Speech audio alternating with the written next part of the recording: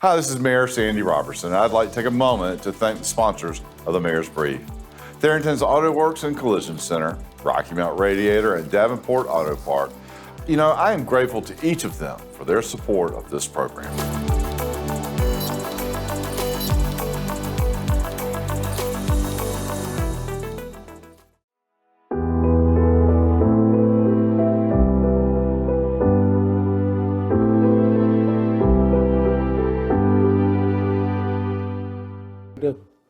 So look, you grew up in Roberson County, right? Yep. Where in Roberson County from? Roland. Okay, I know Roland. Yeah. We've done business down in Lumberton for Did you? Okay. We have. I'm still doing it down there. Right. Years and years and years and years and years. We had what was called Carrollton Nursing Center in Lumberton. Yeah. On Lincoln Road. I remember all that. Yeah, well, and then we have since leased that out to somebody else. And we had a home health and hospice agency down there called Community Hospice down in Well, now Roberson County. they've got one with Southeastern General Hospice over there now, don't they? That's right. Well, there were three of us operating there. And then you had Native Angels. Yeah, that was to Bobby Jones. That's She got in right. trouble. With She got a little bit of Did challenge she there. ever get out of that, or what happened with that? I don't know if she ever did or not, but anyway, Yeah. I think somebody, in terms of money, she did. I don't Yeah. think she got any kind of legal trouble on it. Yeah. So that all worked out Right. the way it worked out. So I What know a is little she bit doing about her. Oh God, you know, she had worked for us for a Mm-hmm. period of time, and we had actually won that CON, and they sued us, and frankly beat us primarily because they were Lone B. Oh, yeah. But she perjured on the stand and called her in the act 3-4 times. I tell you what, it didn't freaking matter. Not down there, no. I come from there. I know. It didn't freaking It matter. does not matter what they do down there. And the money backers behind her were a lot of criminal type people. No doubt about it. You didn't think I knew all that, did you? Well, well, you can't grow up down there and not know it. You can't do business Yeah. down there and not know it. What are you talking about? I've never seen a place so challenging. And you all can start running the cameras here now. We quit talking about people. But the thing, you can't do business down there and not know it. You know, let's talk about. I mean, what a challenge! You have a third of the population are Lone B, a third of the population are black, a third of the population are white, and it's constantly a shifting sand. It is. My dad was sheriff there. Well, tell me about that. Now, So, you know, and I come up, my mom died when I was 7 years old. So Okay. me and my brother, who ended up being a U.S. Marshal, yeah, we lived that everyday politics. And back then, when we were little, you didn't have a cell phone to call somebody, so we would get in the car and go with him. sure, And from politics to murders to armed robberies Sure. to liquor steals. And the funny thing is I always remember he would always say we'd go to sheriff's associations when I was little, and he'd say these other sheriffs just don't even know. Well, I mean, it's in the Guinness World Book of Records that there's been more people put on death row in Roberson County by that district attorney, Joe Freeman Britt, than anywhere in the world. is that right? Oh, it was a very violent place and Sure. still is a violent place. And They still got one of the highest murder rates per He sure capita does, yeah. in the country right now. And you had a very fine line. But the one thing that those people down there expect is when you tell them something, they expect it. That's right. And the sheriff there has to be for all the people. Absolutely. They can't be this, one group or this race or anything. You got to be for all the people, and you got to be fair and straight because all three races look at you all the time. No doubt And about it's it. a good expectation. Well, you and know. it should be. I mean, look, you are the sheriff of the whole county. That's exactly right. Yeah, and it's a big county You geographically. could take Nash and Edgecombe and put it into that one county. And maybe even Wilson, I don't know. That would but be Nash and Edgecombe. just those two, but that's still That's one a large, county. Yep, that's right. You know, Sampson's only slightly larger. I That's mean, right. No, it's not. They did another study and showed that Roberson is bigger. Is that right? It's the largest county in the state. So that's really what I wanted to parlay into. So a man grows up in Roberson County, and you've got this unique political environment. So and you became a highway patrolman. How do you Right. decide that you're going to run for sheriff after living that? I mean, really, that's because I mean, you got to do. It's law enforcement's number one. Right. Public safety is number one in the whole job. But then there is some politics associated with There it is. because you're elected, right? So There's politics and everything. As a highway course. patrolman, I came here in 1987 and I started off, but I knew when I was a little boy I wanted to be a sheriff. okay, And I emulated and watched my dad and watched the other great sheriffs that come around. from the Cumberland County Sheriff Jones that was, Sure. One that was well respected, and Sure. other sheriffs. I knew then what I wanted to do, and it all goes back to doing your job, doing it fair, and don't put anything other than fairness in your decision making. When I was working the road as highway patrolman, it is what it is. No matter Right. how rich you are, how poor you are, what race, what color, anything, it don't matter. Right. Do your job, be nice to people. After you write that ticket, Right. give it to the district attorney, and it's left up to the district attorney what he does with it. It's not your baby anymore, No more. right? You've done what you were I'm supposed to do. done with it. I'm gonna move on, and Right. hopefully that everybody else will do their job as I did. That's right. And I just, I knew then that's what I wanted to do, and I just stayed active and did what you're supposed to do, and eventually, the chief law enforcement officer in any county is the sheriff. That's and right. That's what I wanted to do. Well, so look, sheriffing's got to have changed. I mean, it seems like to me when I was a kid. Now, the sheriff would come around, he'd arrest folks every now and again, but primarily just served as paper service. He was the guy who brought you notice of a lawsuit or a lien on your Right. property, or out in the county perhaps would do some law enforcement, but within the city or 95, not so much so. And it feels like that's changed a little bit. So Yeah, it I want to has. hear about that, and I want to hear about your drug addiction. And I want to say I'm so sorry to hear about your sheriff's deputy, the challenges Right. that you guys have had personnel related, and here recently. I know it's been a tough job, and you guys have done a great job at doing a great job. But anyway, just talk about that change, because it's really been evident, I think. Not taking away from any other sheriff's offices. As I said, I planned this ever since I come up Sure. as a child. I watched the proactiveness in sheriff's offices. I saw sheriff's offices that were not proactive, and I policed under the theory of a broken windows theory. If you don't take care of the small things, Right. then large things are going to manifest. And I saw the difference that the Highway Patrol was making in their small effort on drug interdiction Right. and criminal interdiction on the interstate. And at the end of the day, really, that is the sheriff's responsibility as criminal. Traffic is the Highway Patrol, and at the end of the day, the main thing for criminal enforcement is the sheriff's office. Well, Right. if we don't do it, no others aren't. And I put together a drug unit and then put a task force together. We currently have one on the FBI task force. We're in the process of putting one with the alcohol, tobacco, and firearms. We've got 4 with DEA, because when I came in, I ran on the premise that we're going to work gangs, guns, and drugs. Right. Every bit of your violence is going to come from one of those 3, if not 2 of the 3. Right. Now, you'll have a domestic every now and again Sure. that turns into that. Sure. But it's been proven that you cannot, as a law enforcement agency, do anything about the domestic side of it, because it's going to happen and you're not going to know anything about it. But guns, gangs, and drugs is what we're focused on. And we did a 2-pronged event with that. One with our task forces set up through the DEA, Right. FBI, and our office. And then we doing the drug interdiction, which is just our officers. They've been down to Texas and trained. We have a group coming in next week out of Mississippi, or 2 weeks from now, out of Mississippi and out of Kansas. These are the gurus of criminal interdiction, and they work very close with our guys in training and also sharing reports and working on that. You got to remember, any large amount of drugs that come into Nash County, being anything but something that you'd make in the basement of your home, of heroin, cocaine, every bit of that comes across our borders. Right. And it's an international thing, and then it turns into a U.S. thing. So obviously we need to step out of our boundaries and deal with it, because people always care about it when it seems to get into the home. That's right. But when it gets into the home, it's too late. Right. Your kid's addicted to it, your wife, your husband. You go through every bit of your life savings. You go through all the critical incidents that go along with all these drugs. It makes it very difficult to deal with it then. My approach is the most acceptable time to get drugs or illegal weapons is when it's in transit. Now, Okay. whether that's through the bus system, the train, or it's got to be transported here. It So just are don't you go. finding a lot through the trains and buses? I mean, We do. We do a little bit of that back and forth, and we Okay. keep intelligence there.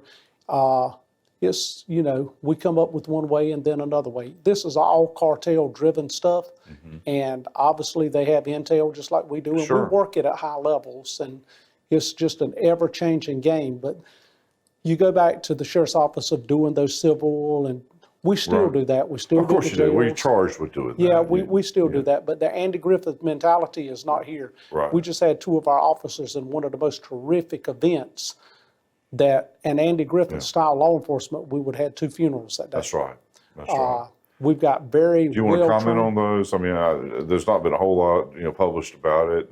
And we're going to do this, we're going to publish more of it after Okay. my internal investigation Okay, is that's going fine. over. I'm And- not trying to push something. No, and I'm sensitive to that, but also understand that, what a good job y'all have done, and those folks literally took a bullet for us. oh, sure, 110%. This guy could have easily jumped off one of these interstates, and it's not like he's going to come up here and get a job. Right. But what he will do is rob you or kill you or Sure. do something else. Sure. And if you'll try to shoot a law enforcement officer out here on the side of the road in the face, you'll do anything. That's exactly right. They're the protectors of society, and Right. look, if they'll do that, they'll do anything. But it's not the only one. We're getting more and more of these guns.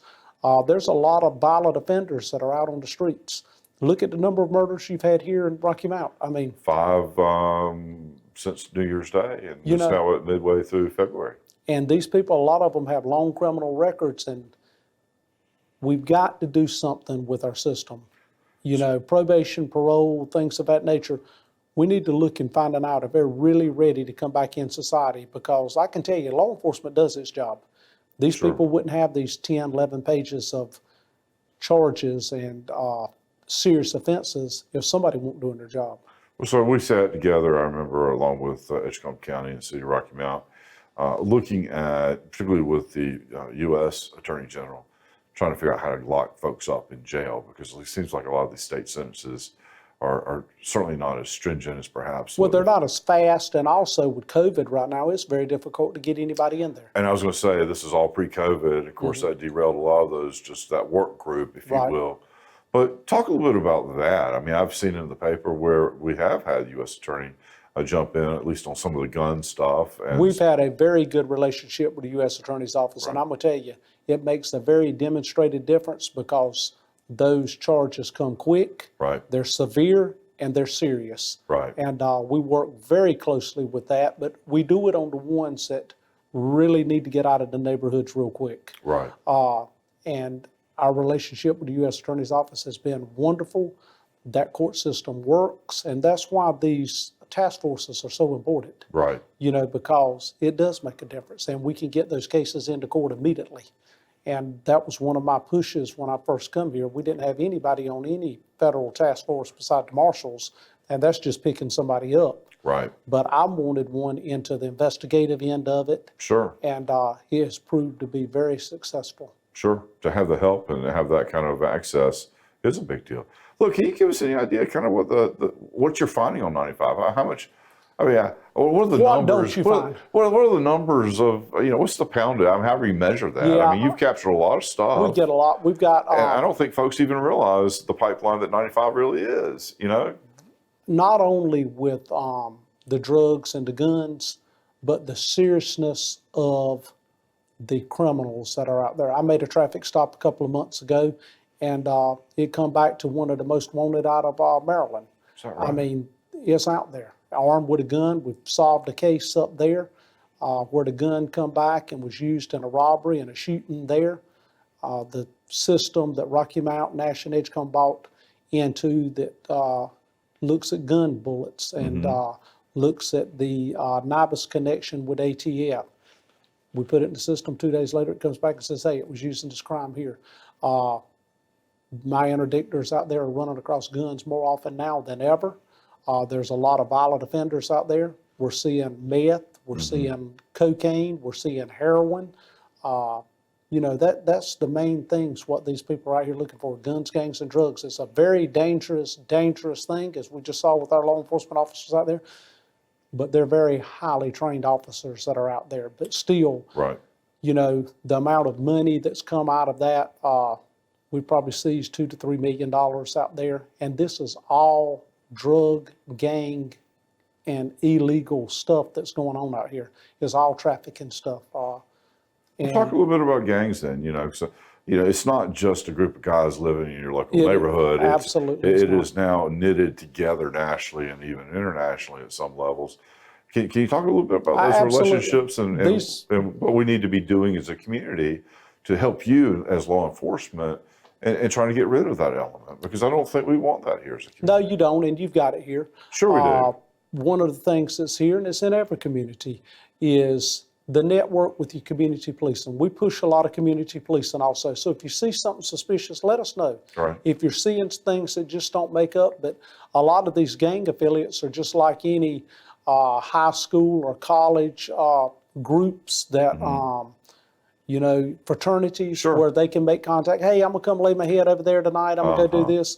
And when these guys are on the run, or they're wanting to get into the business, or they're wanting a gun, that's how this stuff operates. And it's just a well-organized network of criminal activity. They live off of fraud, unemployment, guns, gangs, and drugs. Sure. And Give you the secret handshake. You put me up for the night and I move on. yeah, That's just the they'll end of that. stay here and stand up in business, and they get percentages of it and things of that nature. And that connection also has them where they can go into the Northeast and buy heroin, Sure. or that they can go down to the southern part of the United States and get into the parts of the Southwest out there that has the heroin and the cocaine. And So where are the major ports of import? I assume New York City. I would assume Miami. But any of the larger areas, but all of it's coming across your Mexican border. I got you. Every bit of it is coming out of there. Now, some of it used to come out of Southeast Asia and out of Vietnam and things of that nature, but since they legalized marijuana in a lot of parts of the United States,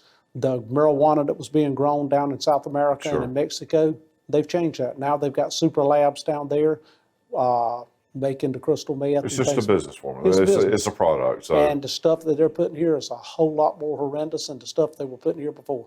okay. Wow. So tell me, what do you think what is the number one crime issue here? I mean, drugs? Is it just drugs? Are you Drugs. seeing another criminal element or another trends as it relates to crime that's happening? Drug is a family problem and also a self problem. I mean, if I'm on drugs, unless I do some overlit act, it's not going to kill you. Right. But now the residual of that is if I'm on drugs, then I might do something to you to get more drugs. Sure. But the serious problem here is the lawlessness in the younger people without having consequences for bad actions. Right. And obviously the gang issue is a bigger issue here, but it's just no direction. People need to get back involved in these churches. Families need to get back into churches. And these young people, if you've not got a father figure in the home, at least have a figure in the church to get involved in, so that you've got the right leadership instead of leadership that is going to lead you the wrong way, because young people are going to gravitate towards something. That's right. And if it's not the right thing, then these gangs out here will openly arm take these young people, and then they're going to convert them into what they're wanting them to do. Right. Well, look, what can we do to help you and your job as sheriff? Because, again, I think you're doing a great job. Appreciate all that you are doing. And literally standing there in that thin blue line, or I guess a brown line, as your uniforms would suggest. Right. But I really do appreciate what you're doing. So how can we help you? Stand behind us. Thank these officers every day, whether it's blue or brown or Sure. undercover, what it is. Law enforcement officers are catching a lot of flack for all of the things that have gone on across America, or any small thing that happens, people automatically try to turn it. Know your information before you get out there and start spreading it, because a lot of the times we as Americans jump to conclusions and know absolutely nothing what's going on, and then it's too late to repair it. Sure. So support your law enforcement, and it is trying times now. We're having less people applying for law enforcement jobs now, and one of those things is because of the dangers that's out here. Well, let's talk about that a little bit. So it's got to be difficult when you've seen all the protests that have occurred in early last spring, in through the summer and through the fall, a lot of unrest, nationally speaking, defund the police. That's got to be having a major impact on recruitment. It does. So, I was just up in Baltimore a few months ago, and I go to these places because of high crime areas, and I like to see what's going on. And I went up and got with one of the strike forces, and I don't care what all the administrators say. I like to get on the ground and I like to go with the Sure. regular officer and see what's going on. And if a lot of people don't know this, but look at the demise of Baltimore City. It is not what it was of the ball fields and the beautiful town, the harbor town it used Sure. to be. This place is dilapidated in a lot of areas. Crime is outrageous. They have more murders in Baltimore, a town the size of Charlotte, than New York City does. And I asked one of the officers, there's cinder blocks in the road, there's You're big, talking about whole number, not per capita. no, whole number. Right. Whole number. They're killing more people there than they are in New York City. A town of about, what, 9 million people? Well, same size as Charlotte. Right. Compared to New York City. With 8 or 9 million people, or Right. whatever that number is, but big. And it's, I asked the police officer, I said, what are y'all doing up here? He said, a lot of officers have made up their mind. They're going to do two things. They're going to go home alive, and they're going to go home without being indicted for something that they were trying to take up for the city. That's scary. Well, it leaves you with, I mean, if you're not willing to take a risk, it seems like to me you're in the wrong job. But I Well, the certainly problem can is- appreciate it. Yeah, I mean, you look at the amount of villains and stuff that are there, and if it's a fruitless effort to do anything, it's bad. But, you know, and that stuff will spill over into other communities. Right. They've got a lot of work to do in that community, but they've got strike forces up there, and I was there firsthand. The drug sales on the up and down the road, they would have squeegees on the side of the road cleaning your windshields. Right. If you don't clean the windshield and give them $5, they break your windshield wiper. That'll get pretty expensive after a while. Sure. But it goes back to this broken windows theory. You've got to clean up the town. Right. And, you know, it starts with the small things and moves towards the large things. And, you know, if you don't believe it, drive up there one weekend and drive through the whole community. Right. Anywhere in America, if you're scared to go through a neighborhood, there's something seriously wrong. No doubt about that. Sheriff, I appreciate you being here. I appreciate all that you're doing. And by all means, we stand behind you. And I appreciate Thank you. And let me know, again, whatever we can do. 'Cause Prayers for our officers at Prayers. night when you go to bed is the main thing you can do. I'll do that every night. I'll put that on my prayer list going Thank forward. you. Thank you. Thank you. Yes, sir.